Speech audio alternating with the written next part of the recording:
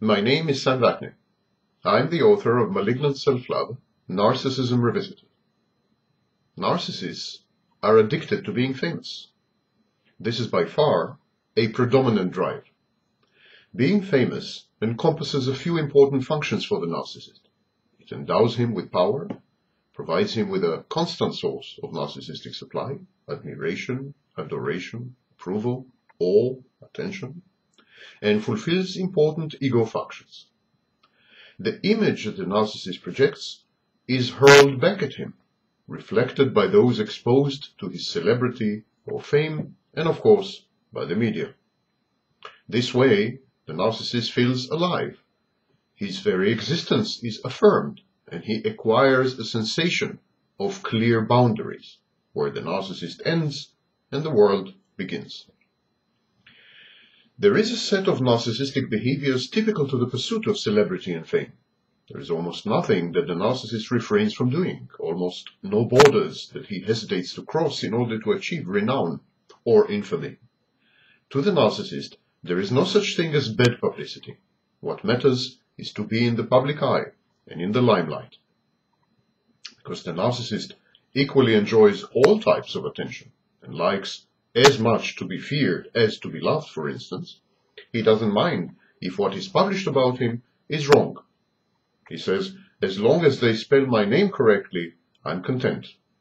The narcissist's only bad emotional stretches are during periods of lack of attention, publicity, or exposure. The narcissist hates to be ignored. The narcissist then, when ignored, feels empty, hollowed out, negligible, humiliated, wrathful, discriminated against, deprived, neglected, treated unjustly, and so on.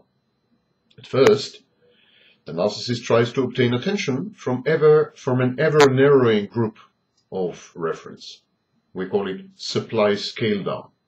But the feeling that he is compromising, the feeling that he's not getting the best quality narcissistic supply, gnaws at his anyhow fragile self-esteem. Sooner or later, the spring bursts. The narcissist plots, contrives, plans, conspires, thinks, analyzes, synthesizes. He does whatever else is necessary to regain the lost exposure and attention in the public eye, to be again in the limelight. The more the narcissist fails to secure the attention of the target group, always the largest, most prosperous, most qualitative, the more he fails to gain their attention, the more daring, eccentric, and outlandish the narcissist becomes.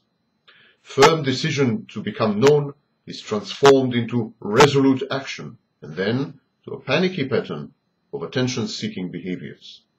It may end badly. Some narcissists would even murder to be noticed.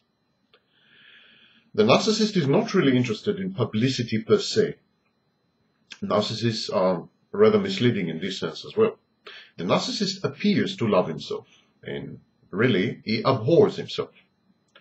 Similarly, he appears to be interested in becoming a celebrity, and in reality is concerned with the reactions to his fame and celebrity, not with the celebrity or fame itself, but the reactions to his fame and celebrity. He wants people to watch him, to notice him, to talk about him, to debate his actions. If they do, he exists. The narcissist goes around hunting and collecting all the expressions on people's faces and how they change when they notice him. He places himself at the center of attention, or even as a figure of controversy and hatred. He constantly and recurrently pesters those nearest and dearest to him in a bid to reassure himself that he is not losing his touch, his fame, his magic touch, the attention of his social milieu. He keeps saying, am I still famous? Did they notice me? My arrival, my departure? Truly, the narcissist is not choosing. If he can become famous as a writer, he writes. If he can become notorious as a businessman, he conducts business or shady dealings.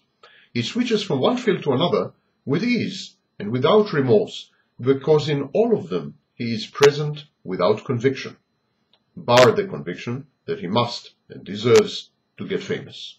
He doesn't really love what he does. He loves the outcomes of what he does.